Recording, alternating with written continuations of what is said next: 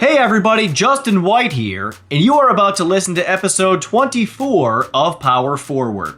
Our guests are Zach and Mary Typinski, the husband and wife owners of Urbanrest Brewing in Ferndale, Michigan. Like so many other small businesses right now, Urbanrest is closed at the time of this episode release due to the coronavirus pandemic. Their plan is to be back up and running with a contactless door delivery system by mid-April. Zach and Mary built their business by themselves from the ground up, a process that was 7 years in the making. You'll find out why it was so important for them to have their fingerprints on every aspect of their business, and how they've carved out a niche for themselves in the highly competitive craft beer market. It all comes your way right now on Power Forward. The primary purpose of this podcast series is to inform, entertain, and educate. The information, opinions, and recommendations presented in this podcast series do not constitute legal or other professional advice, opinions, or endorsements of any kind. This is Power Forward.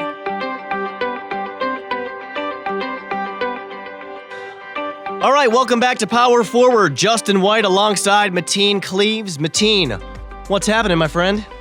Living a dream, Justin. Please don't wake me up. All right, I am not going to wake you up, but I am going to ask you a question, and it relates to dreams, and more specifically, investing in yourself. You know, and at some point in everyone's life, you've got to take a chance on yourself. If you really want to pursue your dreams, you got to take some chances, and you gotta really invest in yourself. When you think about your experience and some of the things that you've done in your life, and you go back to the beginning when maybe you weren't sure if it was going to work out or not, what comes to mind for you? Well, for me, I would say sports. Yeah, I mean, just having that self-confidence and investing in me and putting in the time that it took to be successful. And a lot of people think, well, you know, you got to be a certain size, or you got to run this fast or jump this high. I'm a big believer in you have to invest in yourself, meaning put in the work. And it's not all about just putting the money behind it all the time. So for me, for my experience, it was just, you know, getting in the gym and spending extra hours and running, getting on the track and lifting weights and just putting a lot of time into myself to try to be successful at what I was trying to do. Yeah, you look at people who are successful, and it's easy to forget sometimes that everyone started somewhere, right? I mean, you weren't just born with the ability to play NBA basketball. I mean, you had to start somewhere, and that starting point involved a lot of hard work. Oh, yeah, big time. All about hard work. And it's hard you're not going to be successful if you don't work hard. And self-investment, to me, is the safest investment, because it's you, man. You dictate how that's going to turn out. Yeah, but it can be scary. You know, it can be scary, especially like you said, when it involves money and taking chances, because, you know, things don't always work out. But when they do, it's a beautiful thing, right? Chances make champions. I like that. Yeah, chances make champions. I'm a big believer in that. And, you know, sometimes, you know, all successful people, I'm at some point in their life, it was like, should I do it? Can I do it?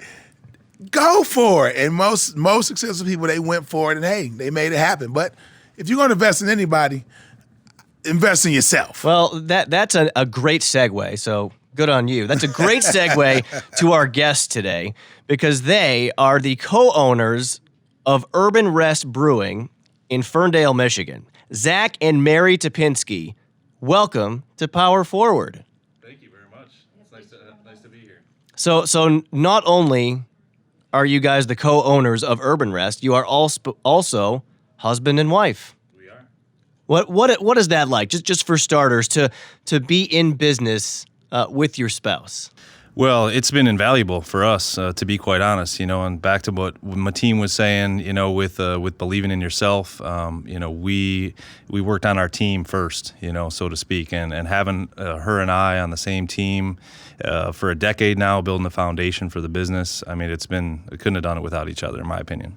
Well, I applaud that, because my wife, she'd probably be ready to kill me. I would screw that up, but go ahead, Mary. I'm sorry. I shouldn't have jumped in, but I had to throw that out there. Yeah, I think it's been really nice to just have each other's back through the whole highs and lows of everything. So I feel like it has been really invaluable. All right, for our listeners who are not familiar with your company, Urbanrest Brewing. Tell them a little bit about Urbanrest. So we're a small neighborhood brewery located in Ferndale, Michigan. We do all of our beer in-house and sell it in-house, so there's no distribution. Very community-focused with a variety of kind of old-world traditional beers and some modern interpretations of classics as well. And you guys have been open now since 2017? Correct, yeah. We're coming up on 3 years in June. And give us an idea of how business has been.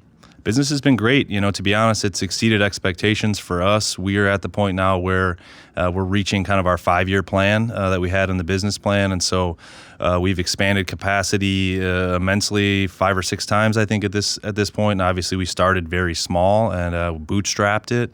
But now we're kind of catching up with a little bit of the demand, which has been, it's been great. And make no mistake, you guys are in a very competitive business. This isn't like, you guys are the only show in town. There are lots of breweries out there. There are lots of companies that make beer. But you guys have found a niche. How have you done it? I think our niche has really been our neighborhood. So bringing in the community and making sure that we have a little bit of something for everyone, really. That like starting small, and kind of, you got to get, I dib and dabble in the music business a little bit. And sometimes people, they try to do what everybody else doing across America. I've always been a big believer in you got to take care of home first. And if you can take care of your community and, right that little area around it, I think everything else, you can branch out after that. Yeah, absolutely. It minimized a lot of risk for us as well. I mean, it's a highly capital-intensive business, making beer, and you got to have economies of scale if you're going to play in the big realm. For us, it was least risky for us to have a smaller base, so to speak, and just focus on that community. And I am super huge on branding. So I should have asked this maybe a question or two ago, but how'd you come up with the name? Like, where did that come from? Originally, we were called Neighborhood Brewing Company. Okay. So then once we started to dig into the actual neighborhood, we found out it used to be called Urbanrest in the early 1900s, and we kind of added a little bit more layer of, investing into the community. Very cool. Very cool. That. So let's go back to talking about the investment that it takes to start your own business. You guys are both from this area. You're both from the Metro Detroit area. You went to college together. Correct. So how did the process work, of you guys getting to the point where you say to yourselves, you know what? Let's start a brewery together. Well, I went to business school at Western. She was in the education realm, and art education. And as soon as I got out of college, she had already been working here, so I kind of followed her back to the Detroit area. And smart man. Yeah, absolutely, man. I knew what I had. I knew the opportunity was there, So yeah, I took a job at a local distributor, just merchandising, stocking shelves. I went to my first career fair. It was a sports career fair. I was heavily, into sports for a long time. And the only place that called me back was this beer distributor. And they said, hey, we're starting people ground level, stocking shelves, if you want to check it out. I said, okay, going to school in Kalamazoo, they have a heavy craft beer community, and so I knew a little bit about craft beer. I was passionate about it. And to be honest, I had no idea that you could even potentially make any money, in beer. Didn't even know it was an option. So they gave me my first shot, and I took off with it. It was a decade now ago that I got that job, and craft beer was just exploding. The market was just going crazy, and we were, launching new brands, and it was exciting to see, and so. I just started off on the ground level, worked my way through a bunch of different sales positions there, spent 5 or 6 years doing that. Early on, Mary had bought me a little homebrew kit, kind of the classic, homebrew to pro brew type story. We had done some kind of napkin sketches of our initial business plan, about a year after me getting into the distributor.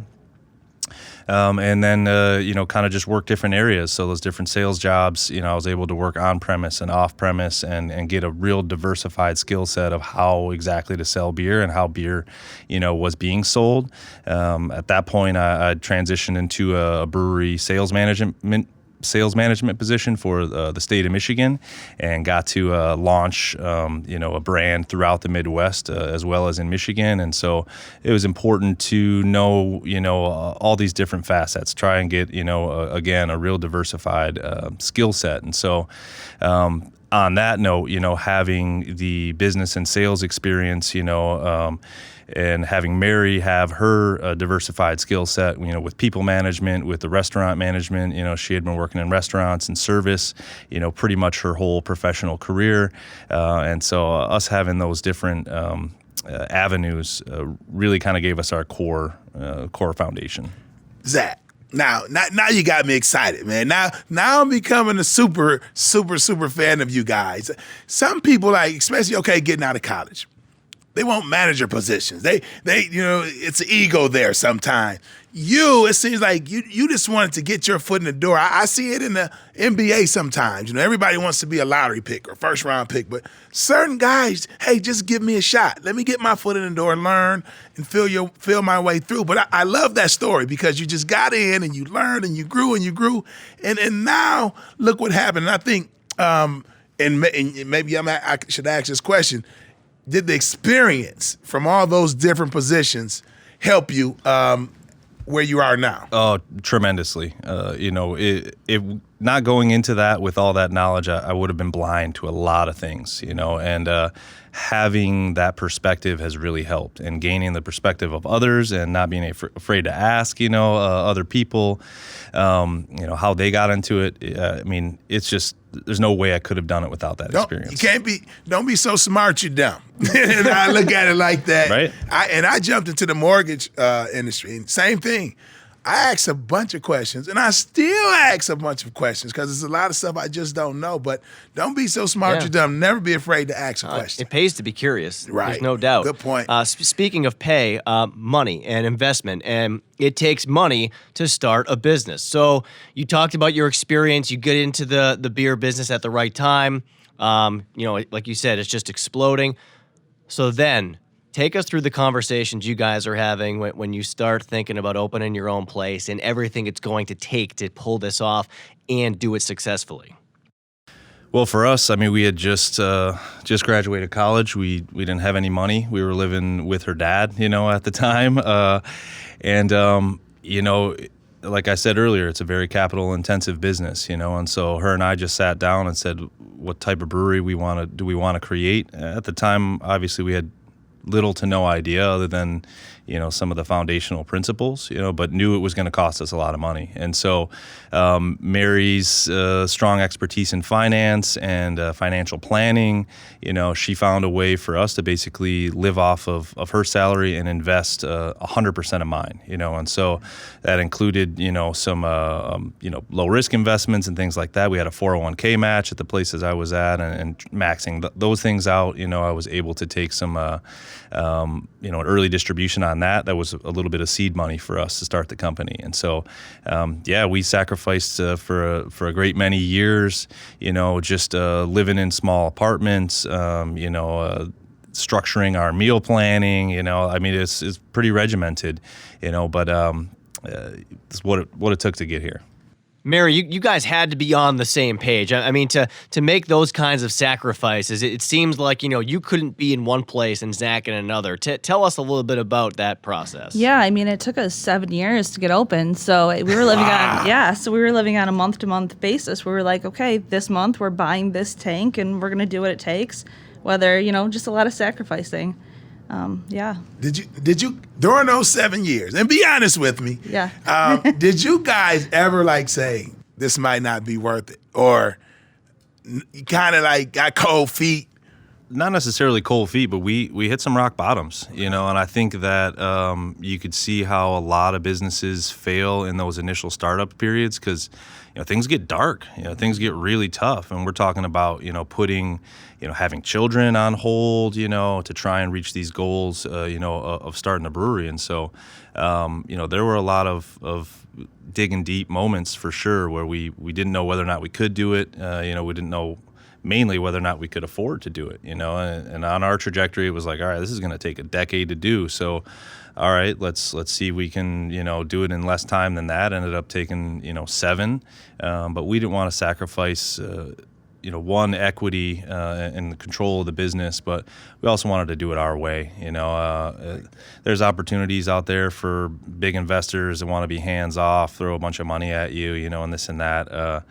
That wasn't what we wanted. We wanted our piece. Albeit very, very little and small, we wanted that to be our piece. So you talked about, finding a good spot in a neighborhood, but when you thought about like the vision for your business and how you were going to set yourselves apart in this very competitive market, what were the conversations that you guys had?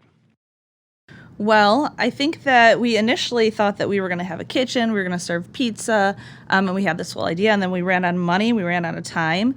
So then we started doing food trucks, and I feel like that really helped us to bring in the neighborhood, to bring in other small businesses, and just changing and being flexible. So it's being nimble, really. Yeah. It's not being able to just kind of stick with your original kind of list of the things you wanted to accomplish. Is that something that you think, Zach, in business that has absolutely required the ability to be nimble and make changes on the fly? Oh, absolutely. And having the connection that we have with the company, being owner operated, it allows us to be able to listen to those consumers, listen to that feedback, listen to the feedback from our staff, and be able to be, like you said, flexible and make changes. If we had a large-scale production operation, so to speak, it might be set, the type of beers that we're supposed to make or things like that. And for us, it wasn't that at all. We had lighter on our feet, so to speak. And it's like what I keep hearing is, you guys want to stay in control of decision making. I think sometimes when people have startup companies and they get wowed by these big investors that come in, but once these big investors come in, you're not the decision makers anymore. So to me, that's what it seemed like I took from you guys, that you guys want to make sure you kept control of being able to make decisions or how you wanted to run your business. Yeah, absolutely. We're putting up our entire life savings at that point, and so if we're going to do it, it hopefully will be on our terms, or at least as much as possible, and so, yeah, I mean, it was just invaluable. I take it those guys, they were not going to go on Shark Tank. Right? No, that's not their speed. But Zach, you talked about, there are some dark moments, and there's going to be obstacles, and there's going to be tough times when you're doing something like this. At what point did you guys know that this was going to work out? Was there a specific moment or a specific time or something that happened along the way where you said to yourselves, I think we've got something here. I think this is actually going to work? To be quite honest, I mean, I didn't have that until, we had our doors open, to be quite honest. We were real slim at that time and dark times, like you said.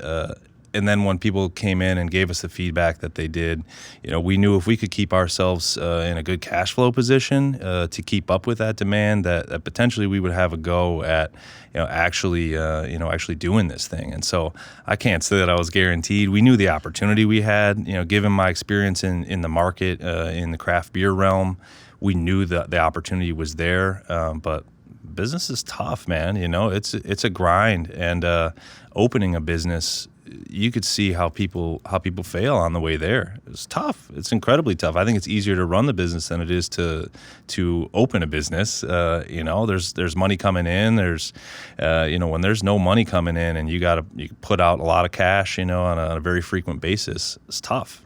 Yeah. You know what that reminds me of? What's that? Getting into the TV business. Because they always said in college that the toughest job to get was the first one. And I got the first one, and I said, well, it must be all downhill from here, right? Not necessarily the case, but because after you're in, then the competition only ramps up. You're in, and there's more people vying for different jobs. And in your case, that once you guys open your business, okay, we're up and running, but guess what? You've still got a bunch of competition out there. You've got other breweries in town that are, making beer and trying to get customers through their doors. But one thing you said, Zach, that kind of piqued my curiosity was talking to your customers. And getting feedback. We're huge on feedback here, both from our clients and internal team members. Where does that kind of fall for you guys as far as listening to your clientele and kind of hearing what their feedback is and then adapting based on what they're saying? I think being like owner operated is really important to us, and being in the tap room every single day and just having those casual conversations, and even not just with the customers but with our staff as well, and taking that into consideration and being flexible with what we need to like mold. So whether we're doing events to bring different people in, if we're doing like a baby wearing event or yoga every Saturday, I think that has really helped just to, target a little bit of everyone. And let me ask this question as well, because most successful businesses, in my opinion, they make it all about the people. A good friend of mine is Magic Johnson, super successful businessman. I asked him, "What did you ever do anything wrong in business?" And I think that's one thing he said. He didn't make it about the people. When he first started, he kind of made it about himself. And you guys, Justin asked you the question about that feedback, because like you said, we're big on that here too. So what's the mindset when you're getting feedback? Because I think some people can be a little egotistical and not take feedback. It seems like you guys are not like that. No, I mean, staying open is one of the hugely critical things that we did, and we're not reinventing the wheel. There's a lot of people who have been making beer for a very, very long time.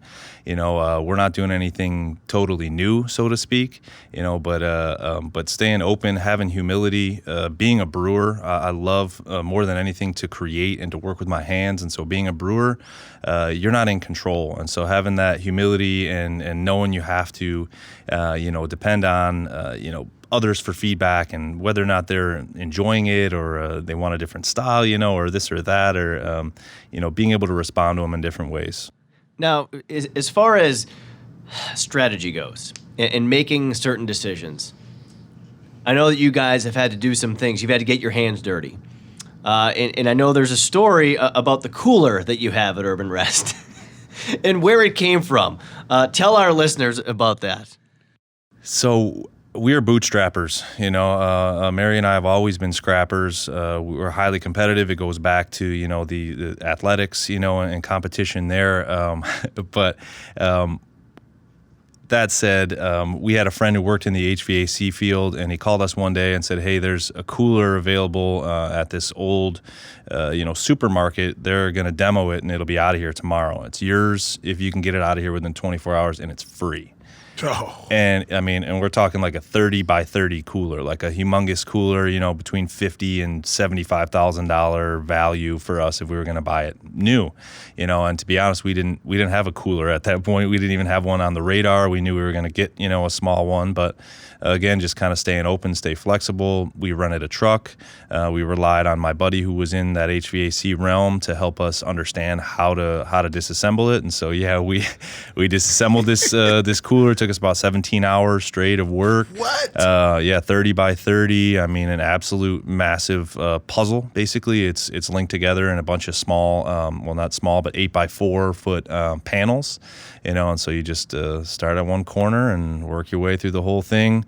I mean, a portion of it was like poured concrete floor. I mean, we had to like sawzall it out of the ground, quite literally. And so, huge learning curve there, breaking that cooler down. But little moments like that are quite big moments.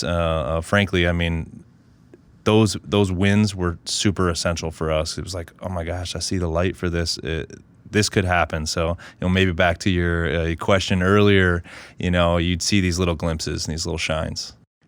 How about that? 24 hours, you can get it out of here, it's yours. Yeah. And oh, by the way, it's this giant, massive cooler, and you got to figure out how to take it apart and then put it back together. Listen, a winner is going to find a way to win. A lot of people would have said, "Thanks, man, but not sure if we're going to pull it off." Man, you guys dropped everything, it seems like, and went and did whatever you had to do to get that win. Yeah, absolutely. I mean, that's what it's about. We had time. We didn't have any money, and so if I had to work all night to get that cooler, I was going to do it, And if I was going to take the last panel out by the time the demo guys, rolled up, that was going to be, I got to circle back to something you said in the middle of that story, because you mentioned a competitive nature for both of you, and that goes back to sports. What is the background for each of you in sports? So Mary's been dancing. She was a little kid. She was a national level competitive dancer. Oh, Mary. All right, Mary. Go, Mary. Okay.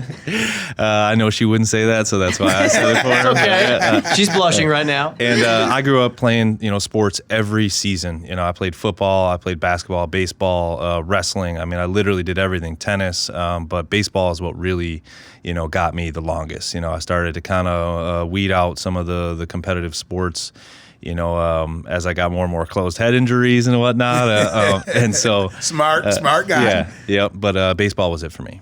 See, it's no coincidence, Mateen. We talk to a lot of our guests, who have that entrepreneurial mindset.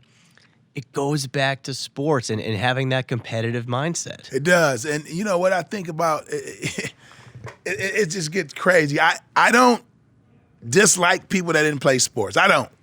But I love the people that play sports because it's just something that you get out of it. I mean, learning how to come back from adversity, learning how to deal with different personalities, learning how to, put a lot of stuff to the side for one common goal, and that's to win. But like I said, I love, man, that people that play sports. It's just something that we have internally that you can't buy. Yeah, and adapting and Yes. being nimble and thinking on your feet.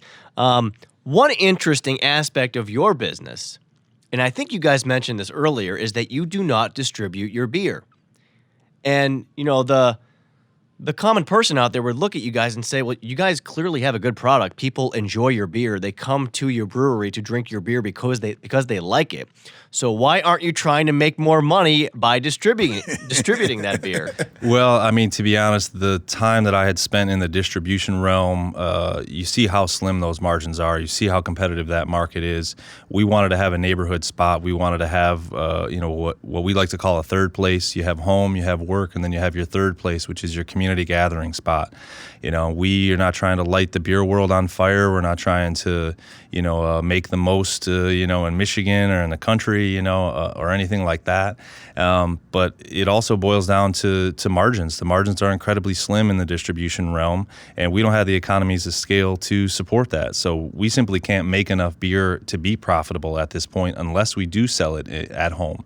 We're able to, be nimble, like you had said, listen to customer feedback and make some different beers and take some potential risks, see what people like in that local market, and then enjoy, the greater margin that comes with selling your product direct to consumer. So we're one of the few industries where you can be, a producer and also sell directly to the consumer. And so hugely advantageous for us to take that capital, reinvest it into growth, to meet that local demand. So we take the wider deeper, versus wider philosophy into pretty much everything. So we'd rather sell, less beer, to less people for a better margin because it's what makes sense for our company. And it makes it more desirable that way, right? You can't just walk into your local beer store, or liquor store, or grocery store and find your beer. You got to come into Urbanrest to actually have it. Yeah. I mean, beer is a highly perishable product. I'm a bit of a purist, and I like the less is more approach and less intervention as possible. I like to have the beer do its thing, but it's living, it's breathing, and it stales quickly. And the type of beers that we make, and you want that freshness, you want that great character. We're able to take care of that beer in a very, very delicate way, and that's the type of beer that we really want to make. We want to give it its time. We don't want to be constrained by having to fill distribution, distributor orders or anything like that. And so we want to make, a certain type of product, and it takes time. I got a few guys back at home in Flint that if you don't want that beer to stale, I can pick them up and drop them off, and they'll take care of that for you. I got to come clean with you guys, and I'm not sure how long we've been recording for now, but I got to admit, I'm embarrassed to say I have not been to Urbanrest. I have not had your beer. I lived in Royal Oak for 5 or 6 years. I still live in the area. I just haven't gotten there. I hear great things. I need to come in there. I just haven't gotten there yet. But I guarantee you after this, I will be making a stop. Well, we got a pint waiting for you at the bar, right? I can't wait. Can I have one too? Absolutely. Oh, yes. Well, Mary, you touched on something earlier about some of the events you guys do at the brewery, and some of the ways that you brand yourselves. and trying to maybe expand and reach out to different audiences.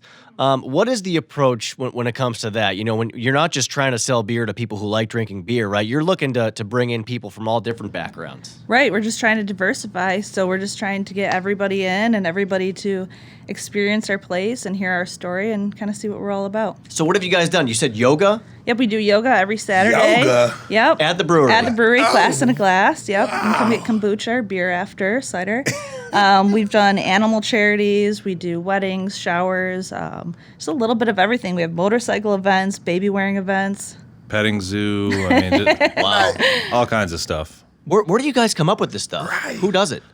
I mean, a lot of our consumers have just approached us about it. You know, so and so owns a foundation that helps rescue animals. You know, can we do a charity event to try and raise money for them to get a transport van? You know, the farm, needs some additional items to help take care of their animals. Can they bring the animals out and have a little petting zoo at our place? And so, a lot of it's just listening to those customers, seeing what they want.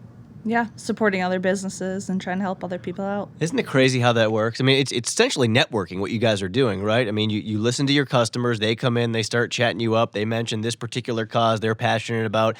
That leads you guys to meeting so-and-so or whoever else it might be, and probably what it does is it ends up funneling more people through your doors and growing your business. That's exactly it. Word of mouth advertising is the strongest form of advertising, in our opinion. Great You point. got that equity.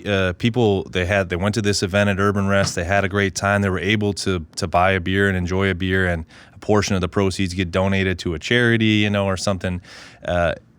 It's all about creating that equity within the customer, and those events just enhance those things. So when other business owners approach you guys or other people who are interested in opening their own small business, and it doesn't necessarily have to be a brewery, but if somebody, one of your friends approaches you and says, "Man, you guys are doing really well. What's your advice? How have you done it? What are the core principles that you guys believe in and that you would tell those people?"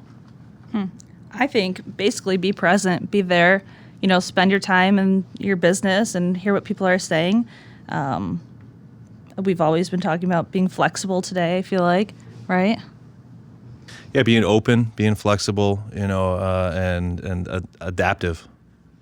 Being there, though. I mean, you guys, how many hours are you guys 100%. there? Like tell it, because this is blood, sweat, and tears. You guys have to be there. Zach, I know that you're the beer master, but I mean, tell our listeners, what exactly is required as far as being there, being present, and putting in the time it takes to make this thing run. When we were in the startup phase and building out the facility, it was a solid, 70 to 90 hour week, no problem, every single week.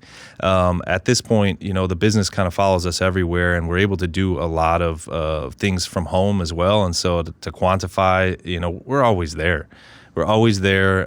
We're always engaging with someone who's, currently present at the tap room if we're not there physically, and so it's just, again, especially because we have such, active roles within the company and, we live together and are married, it's never too far from, any conversation. And you guys hit on something that rung a bell in my head when you said present, be there. And when you invest, this is your money. You have to, and I'm speaking out to our listeners right now, you have to be present. I remember I got into the music industry, and I had a lot of friends in the basketball world say, well, don't invest in music, you'll lose every time. Well, what happened was they would donate, but they were not present. So they would just give people in trust with their money and was hoping they did the right thing. Well, me personally, I was more hands-on. I mean, I would be out downtown Detroit passing out CDs, and people are like, "Are you the guy that played basketball?" I'm like, "Yes, that's me. I believe in this product so much. I'm here hands-on." But I think a lot of people screw up somewhat in that sense where they'll invest in things, but they're not hands-on with it. Yeah, for us, that was the only way that we really felt comfortable, to be quite honest. And to have, our hands dirty, like when things break, we know how to fix them. We literally built the place, up from the last nut and bolt. And so that's been incredibly important for us because things break all the time. We're a manufacturing facility, they're running, the machines are running all the time, things are wear and tear, and so for us to understand, how it really and truly works, not only on the manufacturing side, but also in the tap room, which has its own, huge set of parameters. It's been really essential for us to know all those and have our hands in it. So you said 3 years in now, and you're doing well. Just, I guess, one thing we may not have touched on, give our listeners, some frame of reference for the kind of business you guys are doing. What your capacity was when you started, what it evolved to, and kind of how that all took off, and how it obviously happened really quickly. So when we first started, we had the opportunity to make about 50 barrels of beer. One barrel is 31 gallons, and so you got about, 400 pints, in that amount of beer. And so we had about 50 barrels of capacity. We expanded within our first month. We had expanded to double that capacity. From there, we doubled again, and from there we increased by 25%, and from there we increased by another 25%. And so at this point, we're about to make, or we're able to make about 750 barrels of beer a year. Wow. And so, it's coming from the homebrew realm where I used to make 5 gallons of beer at a time, only a few batches, and I had far surpassed my 5 years of home brewing 5 gallons of beer at one time. It's crazy. You found, a recipe, no pun intended, that is working. But when you find that you're creating beer that people enjoy drinking, do you then say, okay, we're going to stick with this? Or are you guys looking at this more from a business perspective of we need to keep evolving, we need to keep trying new things, we need to stay fresh? How do you guys look at that? Because a lot of the guests that we have when it comes to business, they'll say even when you're successful, they constantly tinker, they're constantly evaluating, they're constantly making adjustments. How do you guys look at that? So again, it goes back to getting the feedback from the customers, and listening to exactly what they want, and so we had an idea of the type of beer that we wanted to produce and the type of beers that we were going to produce when we started. And, all I wanted to do was make world-class beer. That was my goal, from the start. And, to try and strive for that, you have to pay attention to the consumer and what specifically they want, because there's a lot of things in between. There's tons of different beer styles, tons of different flavor profiles. Do the people just want to sit down and have a beer and engage with a local community member? It doesn't have to be a 15% imperial stout with tons of different ingredients in it. It's just a nice, crispy little Pilsner. Yeah, and I sit here, I'm laughing to myself because I thought about this, because you guys listen to the customers a lot. Has there ever been something that's been asked of you and it's like, wow, what is, like, I want a beer that looks like water but tastes like pineapple and ginger? Like, what? Have you ever had something like kind of outrageous that all the time, made you laugh? Almost every single day. Yeah. No, I mean, there's a lot of people that we engage with are parts of the homebrew community as well, and people that maybe necessarily have not brewed a beer either. But yeah, there's all kinds of crazy ideas. They're putting glitter and stuff in beer now, and all kinds of wild, gimmicky stuff. And for us to just stick to our guns and make drinking beers, as we like to call them, ones that you just don't have to think much about, but are just beautiful little representations of, of flavor. You don't have to add glitter. I've never had a beer with glitter, and I'm not going to lie, I don't have really a desire to have one. Right? So Zach's not the only one who's a mad scientist when it comes to experimentation. You also dabble as well? Yep, so I brew kombucha, and that's been a really unique element, I think, to our brewery. It's fermented tea. I don't know if you guys are familiar with it. I've heard of it. I haven't had it. It's got probiotics, vitamins in it. And so if you don't drink alcohol, it's got a really low percentage, 0.5. So a lot of people come there just to enjoy kombucha.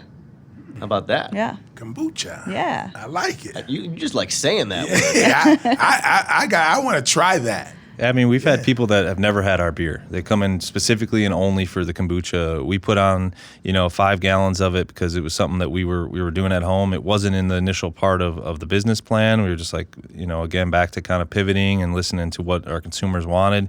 The city of Ferndale has been incredibly receptive to it, and so she's been scaling up. We've also, done likely 5 different, fermentation expansions for kombucha as well. So she's doing 150, 175 gallon batches at this point. So some big kombucha batches. I'm about to use his original tank that he was brewing beer in to brew kombucha next week. Very cool. Nice. Yeah. Very cool. So you've got the beer, you've got the kombucha.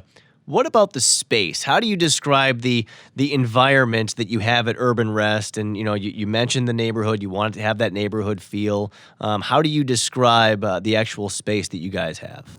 Oh, I think it's a pretty chill vibe. We've got like a lounge. We have no TVs. We've got a lot of board games. I think that the community comes in and I don't want to say they're forced to interact with each other, but most people aren't just going on autopilot and opening up their phones or going on their computers. They're just having a good time. It's pretty chill. I love that you don't have TVs. Yeah. Me too. I love that because there are very few places now where you go in and there are no TVs. And I think you're right. It Watch forces TV people at to, home. watch TV at home. Go in somewhere, whether it's having a meal at a restaurant or having a beer or kombucha, whatever the case may be. I love that you guys have taken that approach. Yeah, it's been a little risky for us, obviously. There's not many places, like you said, that don't have TVs right now. But in order to create that third place and that other element of communication and engagement between, us and those consumers, it's been really, really important for us not to have TVs. I mean, it's just, again, back to, some of the elements of the space. We took an old production space, that was built in the 1940s that people have been doing things in for generations, and so it was covered in this metal siding, previous the outside was covered in these metal siding, and when we took that metal siding off, it was all these windows, these old historical windows, like 100 feet, 150 feet, of windows, and so it's opened up this beautiful natural light, kind of going back to what we were talking about with yoga, and having a great space to practice yoga in and to exercise in, but also to hang out in and have a beer. There's tons of plants, and it's just a great, nice chill vibe, like she said. How'd you guys find the place?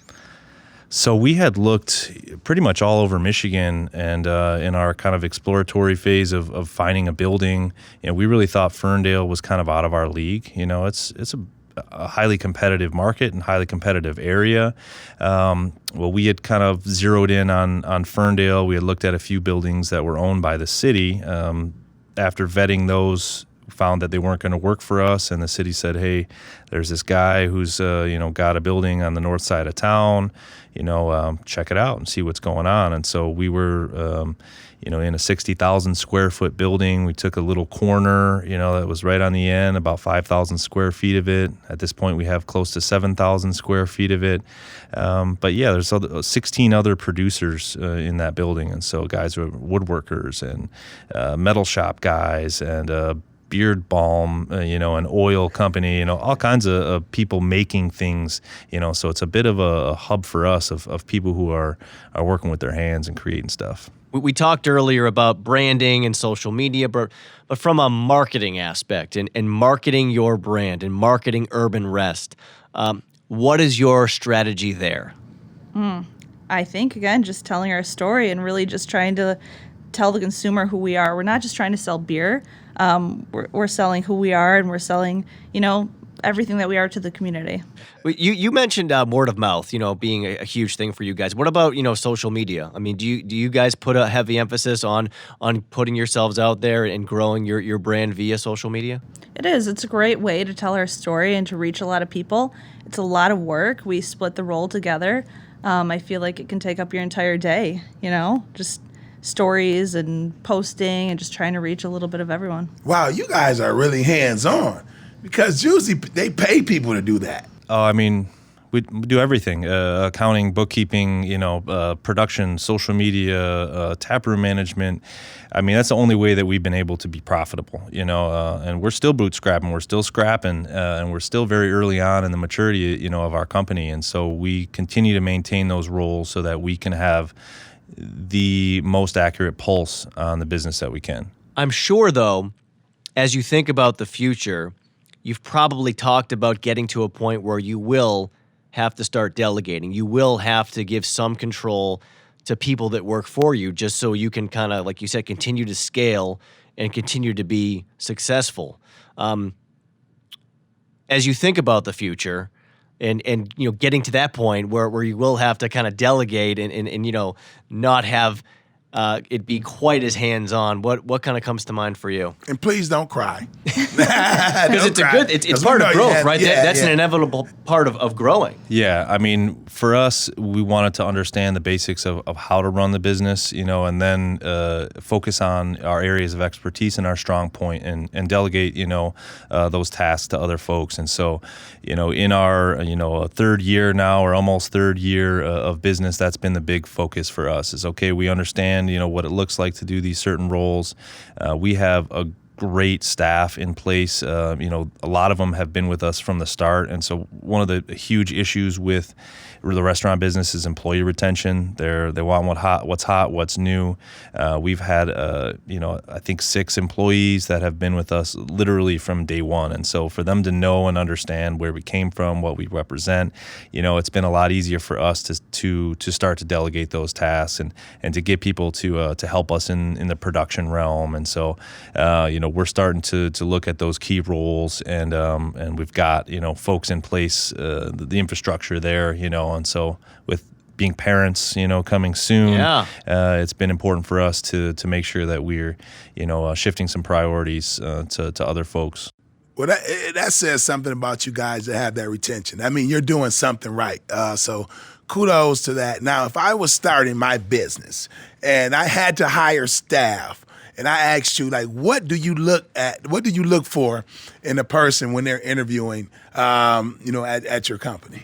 Yeah, that's been really hard. I feel like just having a normal conversation with someone, it's not as much about like asking them specific questions, but just spending time with them and seeing a little bit about what they're about, and what's important to them, and yeah. And let me follow up with that. Like, so during this conversation, are you like filling that person out, or is it a different approach you take with certain personalities, or certain basic questions that you're going to ask every time and kind of see what answer you're going to get? Yeah, I think we started out a little bit different every time. We'll just start talking about beer. I remember one of our employees now was like, she told me a few weeks ago, she was like, I didn't even know if that was the interview because we just talked for 10 or 15 minutes. I was like, no, that was the interview. I just wanted to know a little bit about you. What kind of beers do you like? What are you into? Who you are? Wow. Your values, right? Yeah. Aligning yourself with people who have similar values. Yeah. Mm-hmm. That's what a lot of successful business owners do. And it's no coincidence. It's not just about the bottom line and hiring the best people or the people who can get the job done the quickest. It's getting people who really think the same way you do and have the similar type value sets. Yeah, you can't teach core values. You can teach all the things in between and the different intricacies to the style or the process, but you can't change somebody's core, belief. Right. Well, gotta be good people. No doubt. Well, you mentioned it, Zach. So I'll ask you. Another thing that's changing for you guys soon is you're going to become parents. Yep. And just congratulations, by the way. Thank you very much.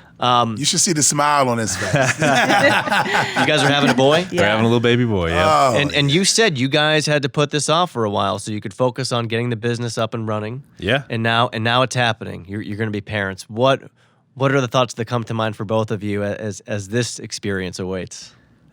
Just all the emotions for me, a fear, excitement, just everything you can really imagine. I ride this wave, almost weekly where I'm feeling comfortable, I'm feeling good, and like, oh my gosh, no, I'm out of my mind, and so very much riding the waves right now, and a lot of likenesses and similarities to business, and in the startup phase, there are just so many unknowns, but the excitement that we both have to become parents, and the time we're willing to put into it, we want to take that same approach as we really did in business, as being parents.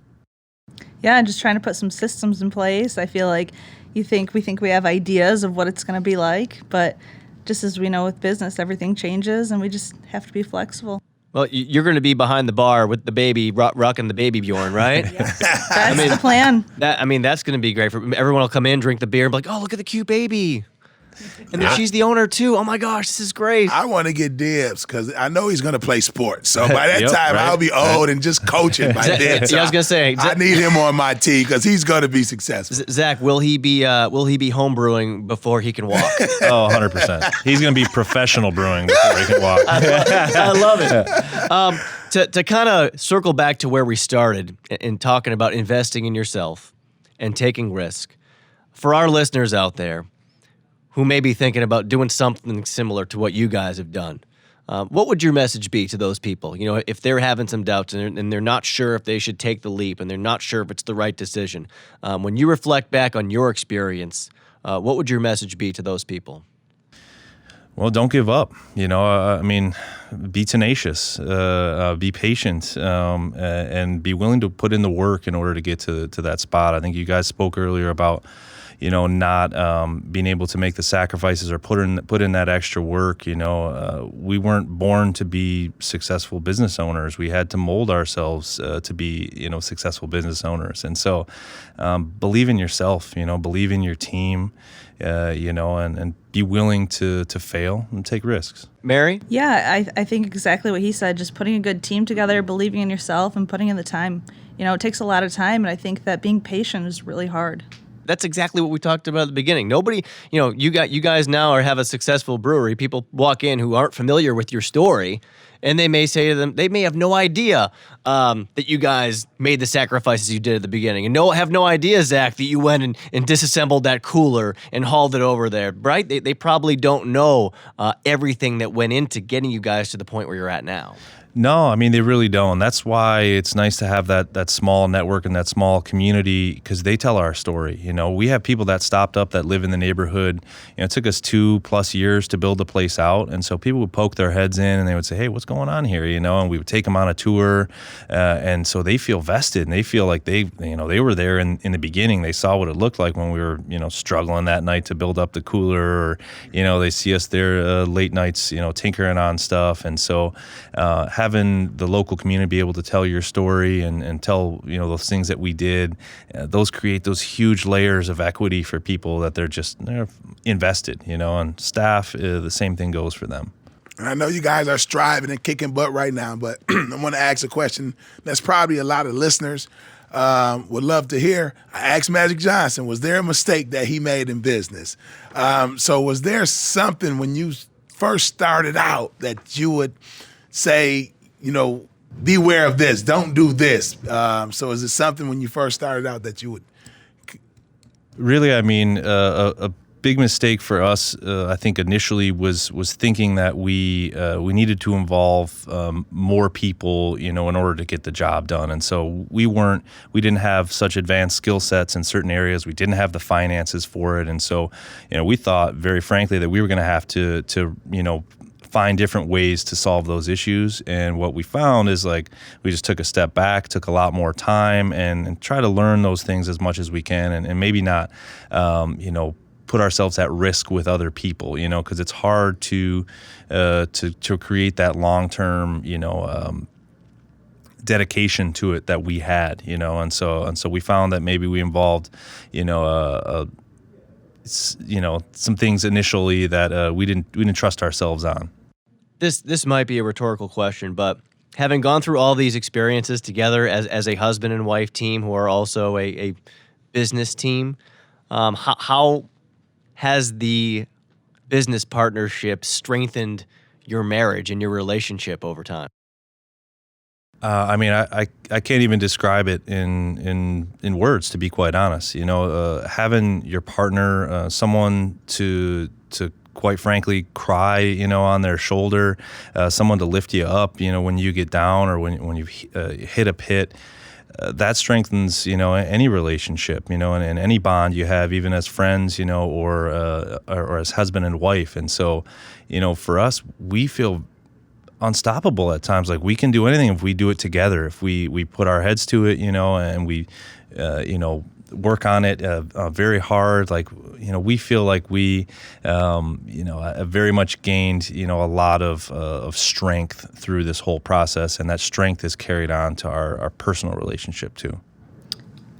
I think that was said perfectly. Mary's gonna leave it there.